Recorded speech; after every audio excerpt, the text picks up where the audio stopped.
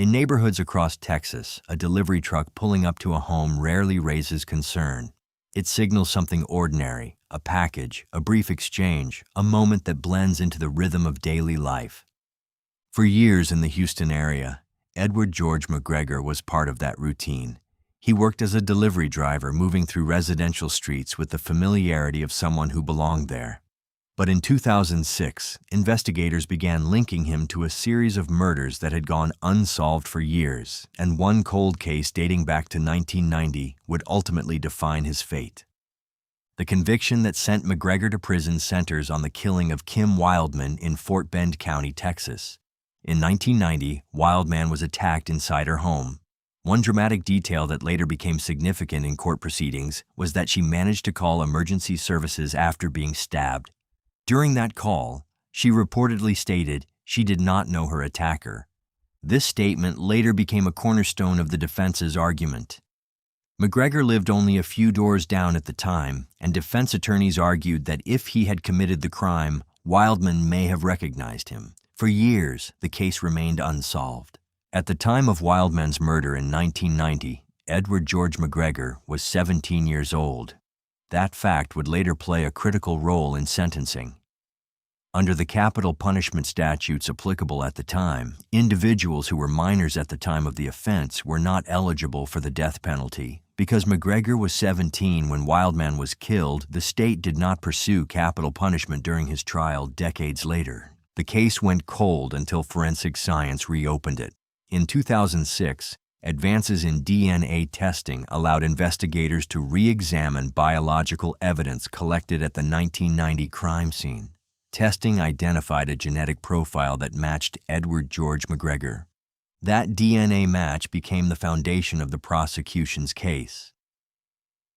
In May 2006, McGregor was arrested while working his delivery route. The arrest sent shockwaves through the community. A familiar presence in local neighborhoods was now facing a capital murder charge connected to a 16-year-old homicide. But the investigation did not stop there. Around the same period, law enforcement connected McGregor to other homicide investigations. In 1994, Edwina Latrice Barnum was killed. Evidence collected at her apartment included biological material from a used condom. In 2006, testing linked that DNA to McGregor. Investigators also examined the deaths of Danielle Subjects in 2005 and Mandy Rubin in 2006. Both women were found dead inside their apartments, and similarities in the crime scenes drew investigative attention. Phone records showed that McGregor's number had been among the last contacts with at least two of the victims before their deaths. These connections intensified scrutiny and expanded the scope of the investigation. However, the capital murder conviction that ultimately resulted in a life sentence focused specifically on the 1990 killing of Kim Wildman. In 2010, a Fort Bend County jury convicted Edward George McGregor of capital murder in the death of Kim Wildman. Because he had been 17 at the time of the crime, the state did not seek the death penalty. Instead, he was sentenced to life imprisonment. The prosecution's case centered on DNA evidence recovered from the original crime scene. The defense emphasized the emergency call in which Wildman reportedly said she did not know her attacker, arguing that this created reasonable doubt. Nevertheless, the jury found the DNA evidence persuasive. The legal battle did not end with a conviction. In post-conviction proceedings, McGregor's defense raised concerns about jailhouse informants who testified at trial. The defense argued that certain informants had received leniency deals that were not properly disclosed to the jury. In 2019, the lead prosecutor was formally sanctioned for failing to disclose agreements involving jailhouse informants. A lower court recommended that McGregor be granted a new trial based on findings related to prosecutorial misconduct. However, the Texas Court of Criminal Appeals ultimately denied relief. The court concluded that even without the informant's testimony, the DNA evidence was sufficiently strong that a jury would likely have convicted McGregor. The conviction, therefore, remained intact. As of 2026, Edward George McGregor remains incarcerated within the Texas Department of Criminal Justice System. He is housed at the Clarence N. Stevenson Unit in Cuero, Texas.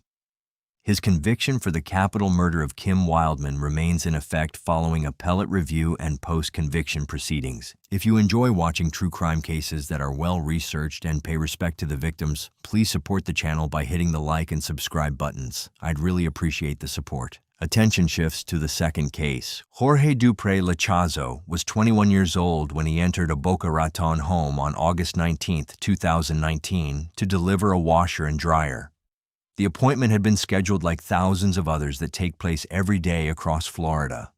It was an ordinary work assignment, logged into a delivery system, assigned to a route, and carried out during regular business hours. By the next day, however, 75-year-old Evelyn Smith Udell was dead from injuries she suffered inside her own house. What began as a routine appliance installation ended in a homicide investigation that would take years to resolve in court fully. In January 2023, after a 3-day bench trial, Circuit Judge Dahlia Weiss found Lachazo guilty of first-degree murder, burglary with assault or battery, and first-degree arson. A jury did not decide this case. Lachazo waived that constitutional right, meaning the judge alone reviewed the evidence, evaluated the testimony, and rendered the verdict. The decision came after forensic findings, delivery records, and sworn statements were presented in detail. The court's ruling rested on documented physical evidence rather than speculation. On August 19, 2019, Lachazo and a second delivery worker arrived at Udell's residence in Boca Raton for the scheduled appliance installation.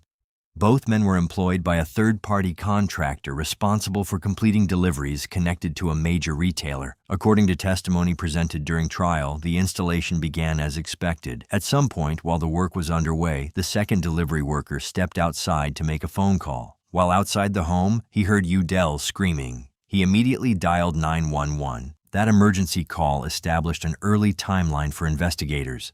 Inside the house, prosecutors later demonstrated that Udell had been attacked with a rubber mallet.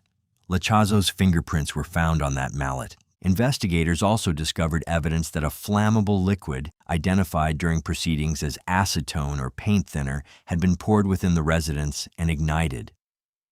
Lachazo's fingerprints were recovered from the container holding the accelerant. The fire caused damage to the property but did not engulf the entire structure. Emergency responders transported Udell to the hospital in critical condition. She did not die at the scene. Medical records and court testimony confirmed that she passed away the following day from blunt force trauma and related complications. The medical examiner ruled her death a homicide. During the bench trial, prosecutors argued that the motive for the attack was theft. Investigators testified that Udell's wallet appeared disturbed. When Lachazo was taken into custody, he had $203 in cash on his person. His co-worker reported that the delivery route's tips that day did not account for that amount. Prosecutors used this financial detail to support the burglary charge and to argue that the killing occurred during the commission of a theft-related offense. Under Florida law, a homicide committed during a burglary can satisfy the elements of first-degree murder. Forensic evidence played a central role in the court's findings.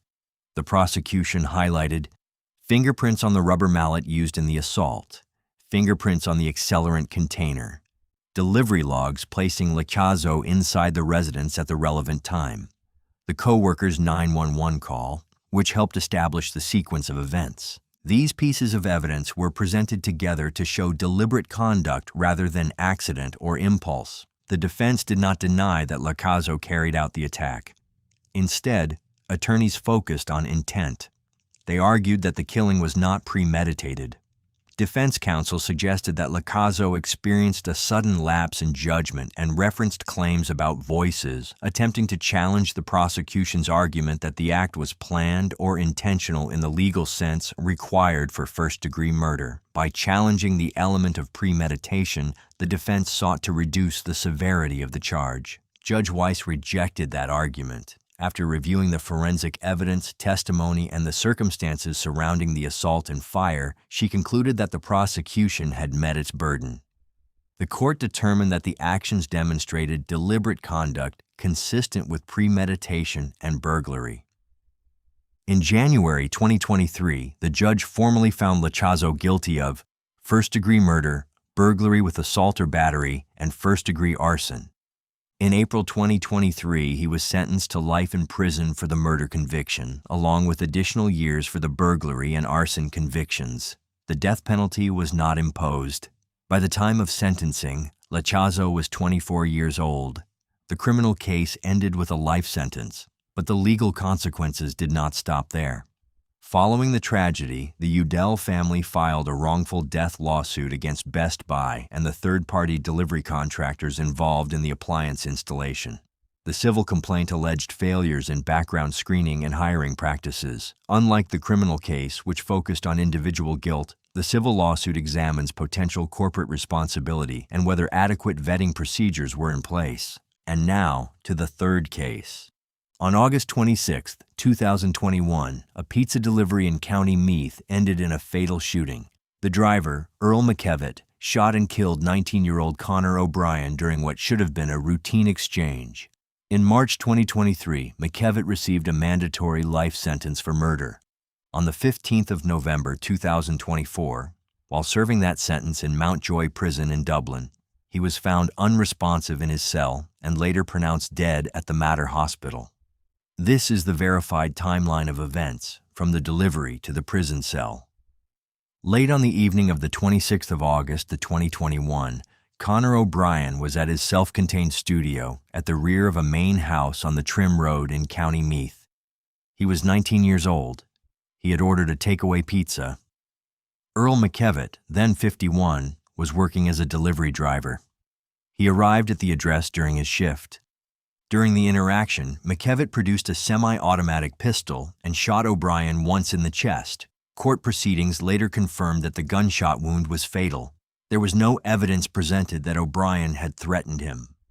After firing the shot, McKevitt left the scene. The next morning, Friday, 27th of August 2021, O'Brien was discovered outside his studio by his cousin. Emergency services were alerted, but he had already died. The setting was ordinary, a residential property, a food order, a brief exchange. The outcome was irreversible. McKevitt was not arrested on the night of the shooting. For 5 days, he remained at large. The arrest came only after a separate incident. On 31st August 2021, at the Talbot Hotel in Carlow, McKevitt brandished a firearm at staff after they refused to serve him alcohol. Gardaí responded to the disturbance and arrested him at the hotel. That arrest connected investigators directly to the earlier killing in County Meath. The firearm and the behavior in Carlow became critical components of the case against him. The 5-day delay between the murder and his apprehension added urgency and tension to the investigation. Once in custody, the case progressed through the Irish criminal justice system. The case was heard before the Central Criminal Court in Dublin. During proceedings in early 2023, the prosecution outlined the sequence of events surrounding the pizza delivery and the fatal shooting. Evidence confirmed that McKevitt had deliberately discharged the firearm at close range. The defense referenced what was described as unusual and bizarre thinking. However, psychiatric assessments conducted during the legal process concluded that McKevitt was not suffering from a mental illness that would meet the legal threshold for diminished responsibility or insanity. He was deemed legally responsible for his actions. McKevitt ultimately pleaded guilty to the murder of Connor O'Brien. On the 3rd of March 2023, the court imposed the mandatory sentence of life imprisonment for murder under Irish law. In addition to the life sentence, McKevitt received 7.5 years imprisonment for possession of a semi-automatic pistol and 2 years imprisonment for possession of a knife. These additional sentences were ordered to run concurrently with the life sentence. Under Irish law, a life sentence means imprisonment for the remainder of a person's natural life, although parole eligibility may be reviewed after a minimum period. The sentencing hearing emphasized the gravity of the crime, a young man shot dead during a takeaway delivery. The court addressed the seriousness of bringing a loaded firearm to a routine customer interaction. McKevitt was committed to the Irish prison system and served his sentence in Mountjoy Prison in Dublin. Mountjoy Prison is one of Ireland's primary correctional facilities, located in Dublin. McKevitt remained incarcerated there following his sentencing. There was no indication in reportings that he had secured parole or early release. The life sentence remained in effect at the time of his death. The legal process had concluded with accountability. The prison system maintained custody. On November 15, 2024, more than 3 years after the killing of Connor O'Brien and approximately 20 months after sentencing, McKevitt was found unresponsive in his cell at Mountjoy Prison at around 1 p.m. Emergency procedures were initiated. He was transported to the Mater Hospital in Dublin, where he was pronounced dead. He remained in custody at the time of his death. As is standard procedure in Ireland, investigations were initiated following the death of a prisoner. Public reporting at the time did not provide detailed medical findings. McKevitt never returned to society after his conviction. The fourth case comes up next, but before that, please take a moment to like this video and subscribe to the channel. Thanks for the support. The fourth case begins. Winston-Salem, North Carolina, in the early 1990s, long-haul trucks rolled steadily out of the city's industrial corridors and onto Interstate 40.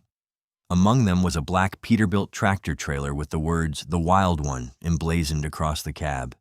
Behind the wheel was Sean Patrick Goebel, a commercial driver employed by Rocky Road Express, a Winston-Salem-based trucking company. On paper, he was a dependable long-haul operator trusted to move freight across state lines. In reality, he would become one of the most disturbing interstate killers linked to the trucking industry during that period. Goebel's professional life centered on mobility. Rocky Road Express assigned him interstate deliveries stretching through North Carolina, Virginia, Tennessee, and surrounding states. His employer, Kurt Stonestreet, later described him publicly as one of the top drivers he had hired, reliable, competent, and capable of handling long routes without supervision. In the trucking world, that independence is valued. Drivers check in with dispatch, confirm loads, log their hours, and then disappear into the network of highways that connect states. In the early 1990s, a series of murders began occurring along highway corridors in Virginia and Tennessee. The victims were women encountered near truck stops and interstate-adjacent areas, transitional spaces where strangers crossed paths briefly before moving on. At first, these cases were handled independently by local authorities. The geographic spread made it difficult to identify a single suspect. Crimes in one state did not immediately connect to incidents hundreds of miles away. Meanwhile, Goebel continued driving. He transported commercial loads. He checked in with dispatchers. He logged miles across multiple jurisdictions. His black 18-wheeler, the Peterbilt known as the Wild One, became a familiar sight along the same highways where investigations were quietly taking place. One detail from contemporaneous reporting in the Virginian Pilot would later stand out sharply. Just before his arrest, Goebel contacted a dispatcher and said he might be delayed because he had been offered an opportunity to make a delivery of pine bark mulch. It sounded ordinary, a driver adjusting a schedule, a routine update. Nothing in that statement suggested that law enforcement agencies were already narrowing in on him.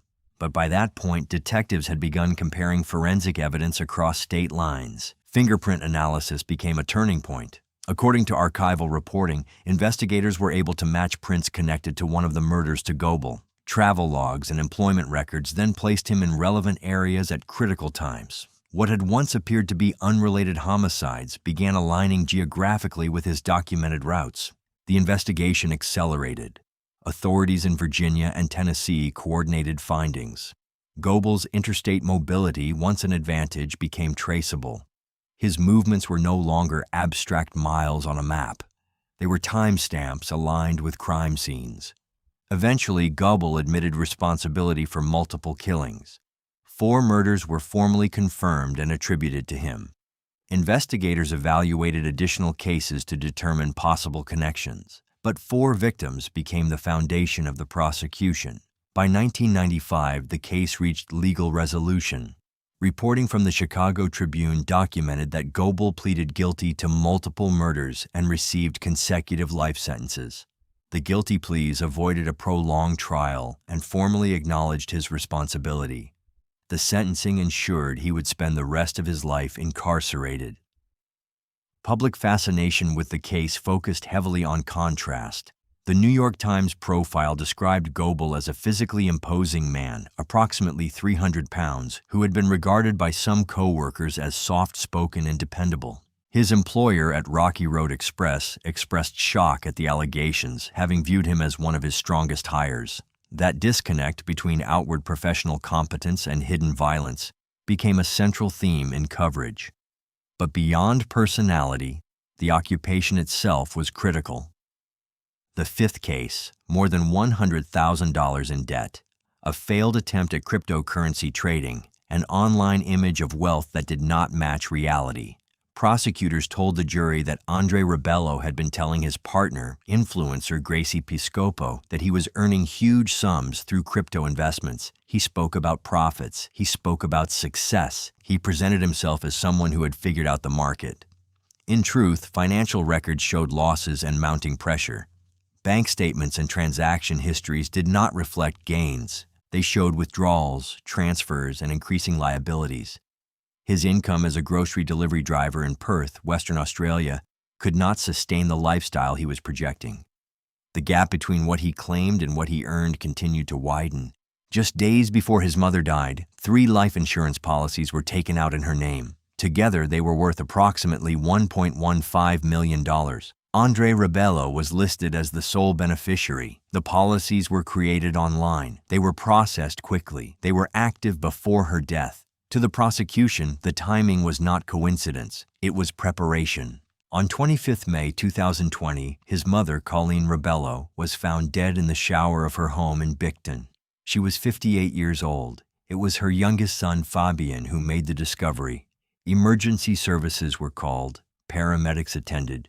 Police were notified.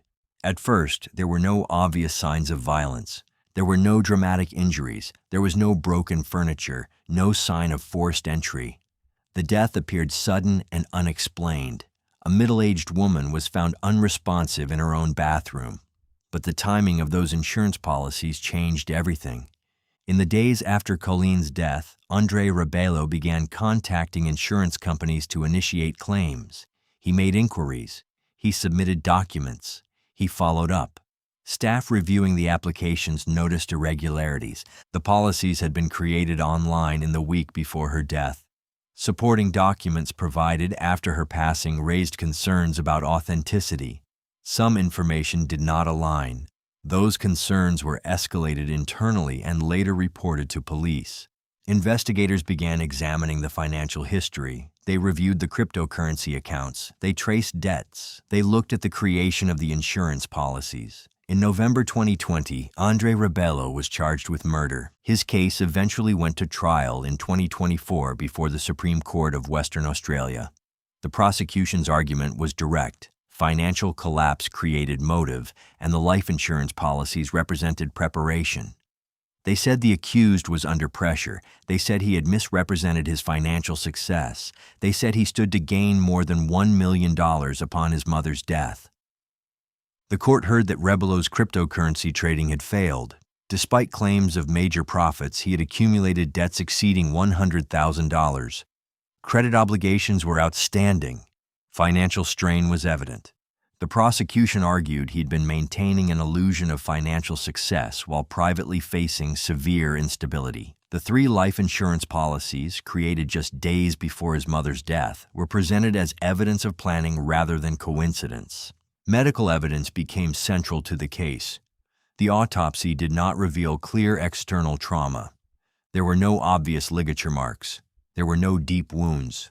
However, forensic pathologist Dr. Reimar Junkerstorff testified that minor injuries observed were consistent with smothering using a pillow. He explained to the court that smothering can leave very little visible evidence, particularly when soft materials are used and pressure is applied in a controlled manner. He told jurors that absence of major injury does not exclude deliberate suffocation. The prosecution argued Colleen Rebello did not die naturally. They said the medical findings, combined with the financial evidence and the insurance policies, formed a coherent pattern. They pointed to the immediate attempts to secure payouts. They referred to the false documents submitted after her death. The defense countered that the cause of death was not definitively established. They emphasized there was no eyewitness to any act of violence, no confession, no direct forensic proof tying Andre Rebello to a physical assault. They argued that smothering was a theory, not a certainty. They told the jury that suspicion, even strong suspicion, was not enough to meet the criminal standard of proof. The jury was left to consider the totality of the evidence. The insurance policies created days before death. The documented financial distress and debt. The immediate efforts to claim payouts.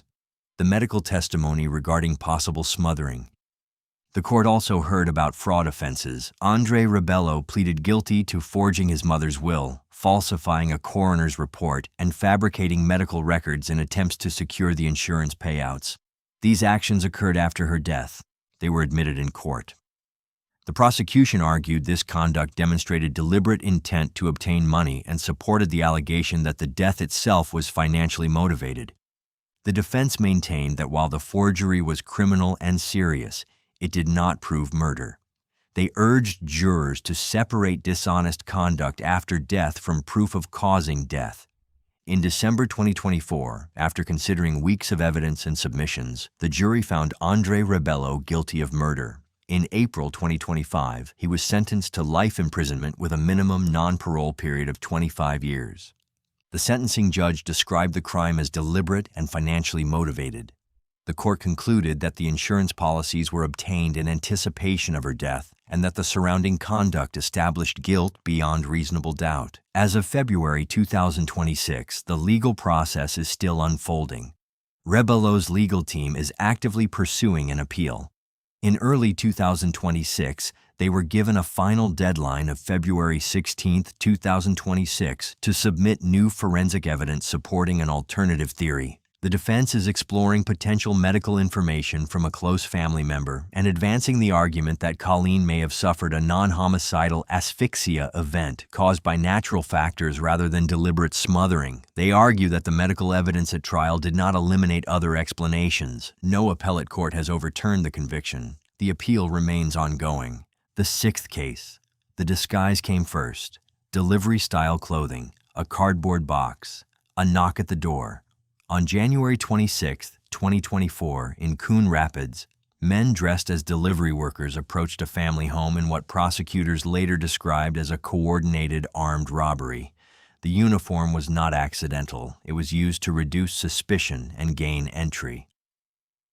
At the center of the case was 37-year-old Alonzo Pierre Mingo, a former seasonal UPS employee whose temporary job had ended roughly 2 weeks earlier. According to court records and reporting from CBS News, KSTP, and the Star Tribune, Mingo retained delivery-style attire consistent with what was seen on surveillance footage the day of the killings. The clothing created familiarity. The familiarity opened the door. Neighborhood security cameras captured a navy blue Nissan Altima pulling up outside the residence. Investigators later confirmed the vehicle was registered to Mingo. Two men approached the home carrying a cardboard box.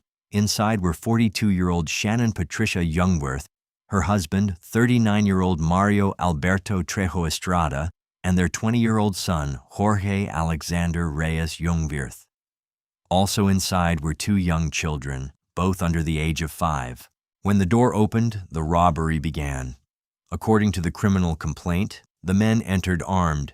Surveillance footage from inside the residence, later shown in court, captured movements through hallways and rooms during the confrontation. Prosecutors used that footage to demonstrate coordination and intent. The invasion escalated quickly. Amid the chaos, one of the victims managed to place a silent call to emergency services. Dispatchers could hear the disturbance taking place, voices, movement, gunfire, but no words. Officers were sent to the home immediately. The call became one of the most striking details reported in coverage of the case. Gunfire erupted inside the house. Trial evidence later clarified the sequence of events and the roles of each participant.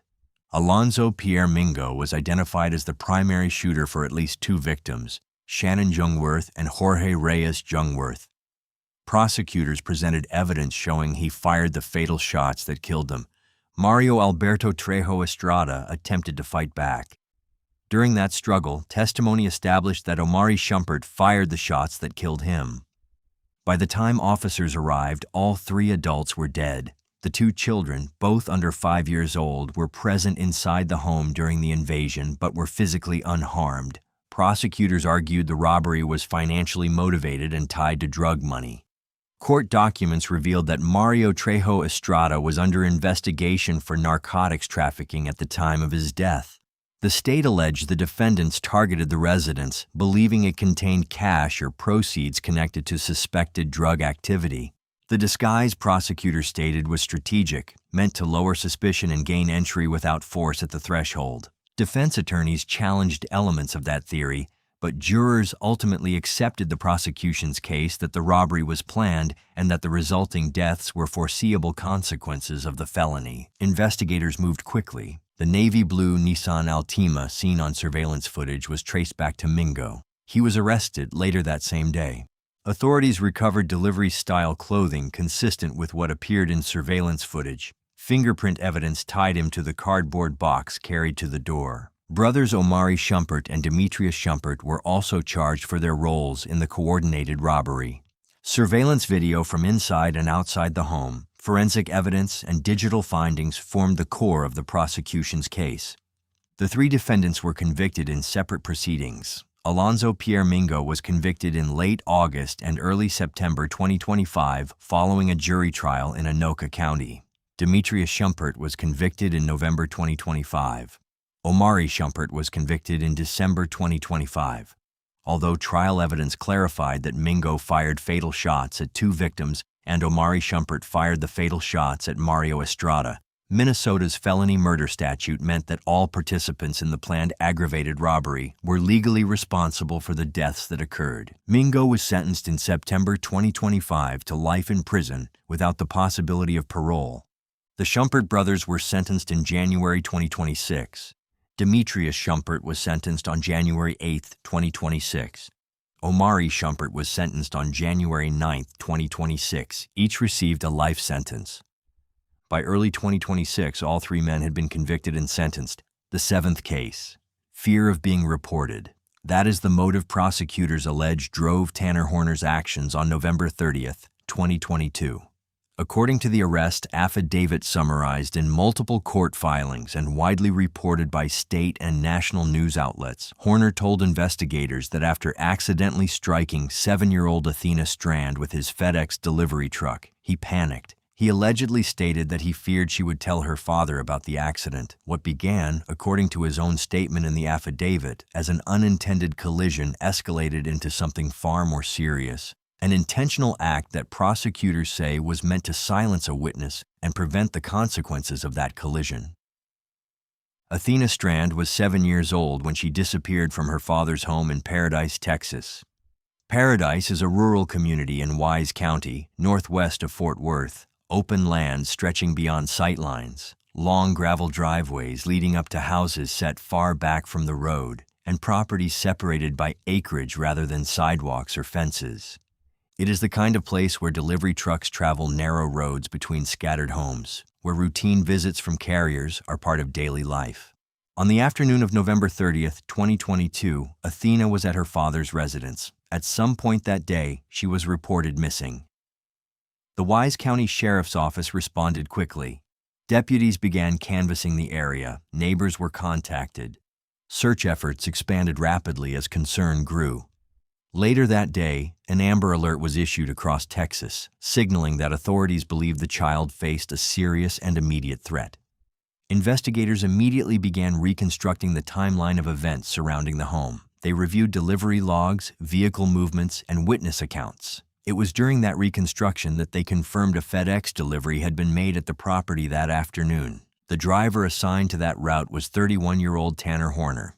He was working as a FedEx ground delivery driver through an independent service provider, meaning he was employed by a contractor operating under the FedEx system rather than as a direct corporate employee of FedEx itself.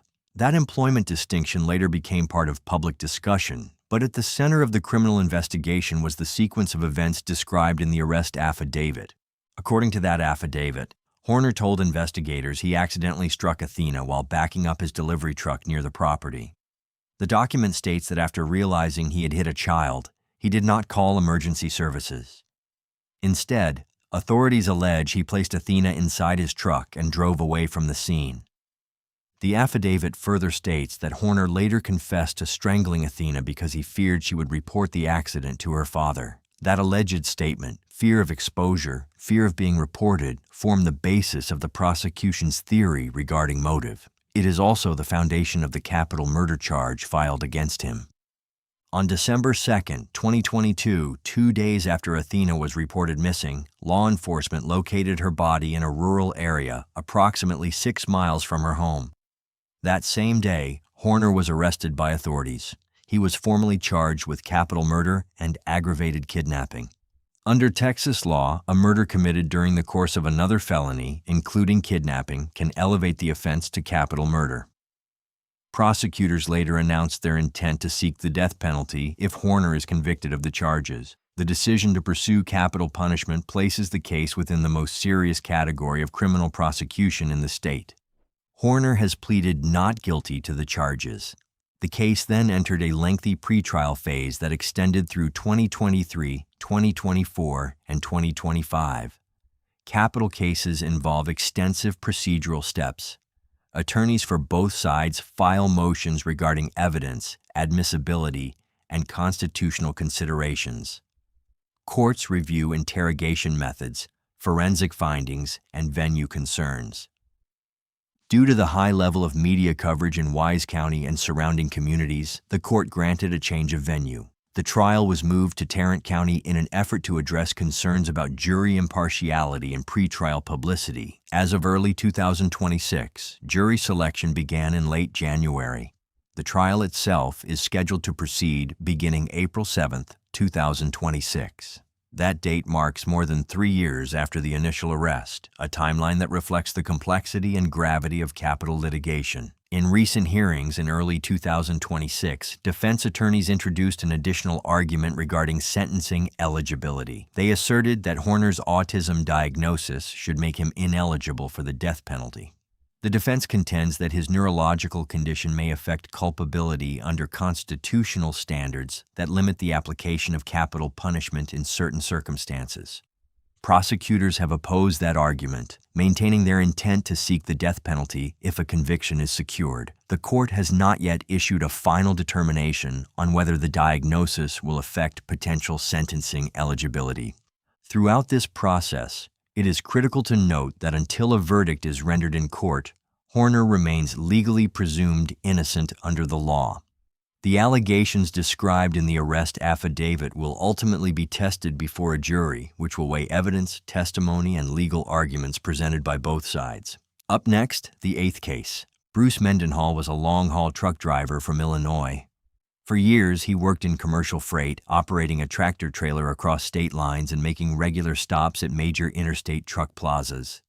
His job required long stretches on the road, overnight parking at travel centers, strict delivery schedules, and compliance with federal driving regulations. In 2007, those same routes through Tennessee and Indiana would become central to a homicide investigation. Today, he is serving 2 life sentences in Tennessee, and in January 2025 was convicted in Indianapolis for a 3rd murder, the 2007 killing of Karma Purpura. Mendenhall was what the trucking industry calls an over-the-road driver. That meant extended hauls, sometimes sleeping in the cab of his truck between shifts, refueling at large travel plazas, and navigating interstate corridors that connect multiple states in a single week. Truck stops operate around the clock. Drivers arrive late at night, leave before dawn, and often have little contact beyond brief transactions. In 2007, investigators would determine that these locations were not incidental. They were consistent across multiple crime scenes. On April 29, 2007, Karma Purpura was found dead near a truck stop along Interstate 465 in Indianapolis, Indiana. She had been shot. At the time, investigators did not identify a suspect immediately. Evidence was collected, including ballistic material, and the case remained open. Several months later, on July 13, 2007, police officers in Nashville, Tennessee, approached a parked tractor-trailer at a truck stop. Bruce Mendenhall operated the vehicle. Inside the cab, officers discovered the body of 25-year-old Chastity Hardman. She had been shot. Mendenhall was arrested at the scene. The arrest was immediate. The implications unfolded over time. Inside the truck, authorities recovered a rifle. That firearm became central to the investigation. Forensic testing later determined that the same weapon was connected to additional shootings. Ballistics analysis linked the rifle to the murders of 31-year-old Wendy Pitts and 34-year-old Susanna Moore. Both women had been shot earlier in 2007 near truck stops in Tennessee. The pattern became clearer. Victims encountered near interstate travel centers, fatal shootings, and a firearm tied to a commercial truck driver whose roots placed him in those locations. In 2010, Bruce Mendenhall was convicted in Tennessee State Court for the murders of Wendy Pitts and Susanna Moore. He received 2 life sentences. Prosecutors relied heavily on ballistic evidence connecting the rifle seized from his truck in July 2007 to the crime scenes. The convictions established that while he was actively employed and transporting freight across state lines, he had committed multiple homicides. His occupation mattered in the structure of the case. Long-haul trucking involves predictable travel corridors, but unpredictable daily stops. Drivers may park overnight in one state and cross into another the following morning. For investigators, that mobility complicates jurisdiction. Evidence and case files must move between agencies. Coordination requires time. After the Tennessee convictions, attention returned to Indiana. Ballistic evidence preserved from the April 2007 murder of Karma Purpura was eventually matched to the same firearm recovered from Mendenhall's tractor trailer in Nashville. That forensic link bridged the gap between states. However, prosecution required formal proceedings in Indiana. In January 2025, nearly 18 years after Purpura's death, a jury in Marion County, Indiana, convicted Bruce Mendenhall of her murder. The case again relied on ballistic comparisons, tying the rifle found in his truck to the Indianapolis crime scene. The jury returned a guilty verdict. Under Indiana law, he faces at least 65 additional years in prison, consecutive to the life sentences already imposed in Tennessee. The confirmed record now includes 3 murder convictions: Wendy Pitts and Susanna Moore in Tennessee and Karma Purpura in Indiana. Authorities have publicly stated that Mendenhall may be connected to additional unsolved killings across other states. These statements reflect ongoing investigative review. No further convictions have been entered beyond the 3 established in court. There is no verified indication that his employer had prior knowledge of criminal behavior. The trucking company's role, as presented in court proceedings, was that of a freight carrier employing a driver who was operating routes consistent with commercial delivery work. The case centers on the actions of one individual, not the broader industry. The trucking profession itself remains one of the largest transportation sectors in the United States. Drivers log millions of miles each year, delivering goods essential to interstate commerce. The Mendenhall case represents a rare and extreme deviation within that profession. The case demonstrates how forensic continuity can overcome geographic mobility. A firearm recovered in a commercial vehicle in 2007 became the evidentiary thread connecting multiple homicides across state lines. Ballistics testing does not depend on witness memory or travel logs. It relies on measurable physical characteristics of a weapon and ammunition. Nearly 18 years separated Purpura's death and the Indiana conviction. That duration reflects the complexity of interstate prosecutions, but the outcome confirms that preserved forensic evidence can remain decisive long after the crime itself. Bruce Mendenhall remains incarcerated under multiple sentences. 3 juries have now held him accountable for 3 murders committed while he was employed as a long-haul delivery driver operating interstate routes. The highways that defined his profession ultimately became central to his prosecution. The 9th case, April 4, 2025. Early evening in Stockwell, South London. The light was beginning to fade in a residential stretch of Paradise Road. A teenager stood outside his home, close to the building where he lived. Traffic moved as it normally does in that part of the city. Neighbors came and went. Delivery riders passed through the area, as they do every day. A moped approached. Its rider wore clothing associated with a Just Eat delivery courier, the kind of jacket and gear seen across London from morning until late at night. In a city where food deliveries happen constantly, where riders wait outside flats checking their phones for directions, nothing about that image looked unusual. It was part of the background rhythm of modern urban life. Seconds later, gunshots shattered the routine. 16-year-old Nathaniel Burrell was struck.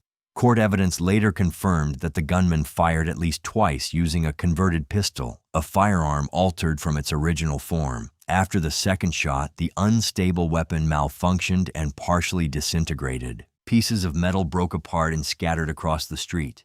Those fragments were not incidental. They would later become crucial forensic evidence, collected carefully and examined by specialists to determine exactly what had been used and how it failed. Despite being shot, Nathaniel managed to run a short distance. Witness accounts and court reporting indicated he moved away from the immediate point of impact before collapsing near a fence. The effort to escape, even while wounded, showed the speed and violence of the moment. Members of the public rushed to help. Emergency services responded quickly, but the injuries were fatal. He was pronounced dead at the scene. At first glance, it could have been mistaken for another instance of street violence. But as investigators began to examine the details, a more structured picture emerged. The rider was not a delivery worker. Prosecutors later proved he was Neo Duodu Watson, then 18 years old. The delivery clothing was camouflage. The moped had been stolen. The approach had not been spontaneous. It had been arranged. CCTV cameras captured movement before and after the shooting. Investigators traced routes through surrounding streets, reviewing footage frame by frame. Phone data mapped communication patterns and helped establish associations. The broken firearm fragments confirmed the type of weapon used and supported the timeline of events. Gradually, the prosecution assembled a case built not on speculation, but on physical and digital evidence gathered methodically. And then another detail surfaced. After fleeing the immediate scene on the moped, Duodu Watson did not simply disappear. Evidence presented in court showed he later met co-defendant Omar Prempe, 33, who was waiting nearby in a white Nissan Juke.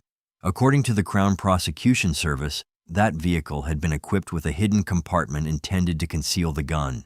The escape plan had layers: public approach, rapid withdrawal on a moped, and then transfer to a secondary vehicle designed to hide the weapon. Because this was not chaos, it was coordination. Further investigation led police to what was described in court as a trap house on Union Road, Stockwell. Officers searched the address and recovered drugs, ammunition, and packaging linked to the delivery clothing used in the disguise. The property was presented as an operational base connected to those involved. The ammunition discovery reinforced the seriousness of the weapons element in the case and suggested preparation beyond a single moment of violence. But perhaps the most revealing element involved digital deception. Jurors heard that Duodu Watson attempted to construct a false alibi. He left an online gaming session running on his PlayStation during the time of the shooting, creating the appearance that he was at home and active online. At the same time, he interfered with his GPS monitoring tag. He had been subject to electronic monitoring, and tampering with that device formed part of the prosecution's case, demonstrating deliberate concealment. The effort was not limited to what happened on the street. It extended into the digital record. Delivery disguise, stolen moped, converted firearm, white Nissan Juke with hidden compartment, Union Road operational hub, PlayStation session left active GPS tag interference. Each element formed part of a sequence. Each step suggested preparation before the trigger was pulled. The trial took place at the Old Bailey, formerly known as the Central Criminal Court. Prosecutors argued that Duodu Watson was the gunman and that the murder was targeted. They presented evidence of planning, coordination, and attempted cover-up. Omar Prempe stood trial alongside him, accused of involvement in the broader operation and getaway. On February 6, 2026, the jury returned guilty verdicts against both Duodu Watson and Prempe for murder. The courtroom decision marked a formal conclusion for two defendants, confirming that the killing had been deliberate and supported by evidence strong enough to meet the criminal standard of proof. However, the case did not entirely conclude that day. The jury was unable to reach verdicts regarding three additional defendants charged in connection with the same investigation. Those individuals now face a retrial scheduled for November 2026, meaning aspects of the broader case remain active within the justice system. Duodu Watson and Prempe have been remanded in custody, but their sentencing has been deferred. They will be sentenced only after the conclusion of the retrial for the other three defendants. The 10th case. A man in bright outer clothing walks up a path just before dusk. It is around 6:20 p.m. on Friday, 21st October 2016. In Perth, late October evenings still carry light, but the sun is beginning to fall. He carries a large cardboard box in his hands. To anyone watching from a distance, it looks like a delivery. He knocks on the door of a unit in Yokeen, a northern suburb of Perth. The man is Itam Duga. He is not there to drop off a parcel. Inside the unit are Vicky Fidel and her 73-year-old partner, Philip Fidel. What happens next leads to a murder conviction, 2 attempted murder convictions, and a life sentence imposed by the Supreme Court of Western Australia. By October 2016, the marriage between Itam Duga and Vicky Fidel had ended. Court proceedings later confirmed that Vicky had obtained a violence restraining order against Duga. That legal step is significant. It shows that the relationship breakdown had reached a point where protection from the court was considered necessary. Evidence presented during the trial also revealed that Duga had hired a private investigator to locate where Vicky and Philip were living. This was not speculation or media theory. It was part of the prosecution's case. After the restraining order was in place, Duga took deliberate steps to find their address. On the evening of 21st October 2016, Duga arrived at the Shakespeare Avenue unit wearing bright, high-visibility style outer clothing and carrying a large cardboard box. Prosecutors argued that this presentation was calculated. They told the jury it was intended to resemble a delivery worker so he could approach the home without immediately raising suspicion. The defense offered a different explanation. Duga claimed he had been gardening and was wearing rainproof clothes. He told the court the box simply contained a gym towel he was returning. According to his version, there was no disguise and no impersonation. The jury did not accept that account. What is firmly established is what happened once he gained entry. Duga was armed with a tomahawk and a knife. Inside the unit, he attacked Philip Fidel. The assault was violent and sustained. Philip suffered fatal injuries. Vicky Fidel was also attacked and stabbed. She sustained serious injuries but survived. The violence did not end inside the unit. When neighbors and bystanders intervened, Duga turned on them. One man was struck with the tomahawk, another was stabbed. The confrontation moved into shared areas of the complex as residents attempted to stop him. Members of the public ultimately restrained Duga until police arrived. It was early evening, not the middle of the night. Around 6:20 p.m., residents were home. The light was fading toward dusk. The attack unfolded in a suburban setting at an hour when people were finishing work and settling into their evening routines. Emergency services responded. Duga was arrested at the scene. The clothing he wore and the box he carried became central features in the prosecution's case. They were presented as evidence of planning. The defense insisted they were ordinary items misunderstood after the fact. The jury's verdict resolved that dispute. The case proceeded to trial in the Supreme Court of Western Australia. In November 2018, the jury returned guilty verdicts against Itam Duga for the murder of Philip Fidel, 2 counts of attempted murder, including the attack on Vicky Fidel, additional related offenses connected to the assaults on bystanders. The guilty verdicts demonstrated that the jury accepted the prosecution's case beyond a reasonable doubt. They rejected Duga's explanation that he had merely been gardening and carrying a return towel. The evidence showed a violence restraining order had been issued against him. He had hired a private investigator to locate the couple. He approached the unit armed with a tomahawk and knife. He carried out a fatal attack. The prosecution described the conduct as deliberate and driven by anger following the breakdown of the relationship. In April 2019, Duga was sentenced. For the murder of Philip Fidel, he received life imprisonment. The court imposed a minimum non-parole period of 20 years. Additional sentences were ordered for the attempted murders and other offenses. During sentencing remarks, the judge described the attack as brutal and deliberate. The restraining order and the hiring of a private investigator were significant in assessing intent and preparation. The sentence reflected both the fatal outcome and the wider violence inflicted that evening. Thanks for watching. Please hit the like and subscribe buttons to stay connected to more real crime cases on the channel.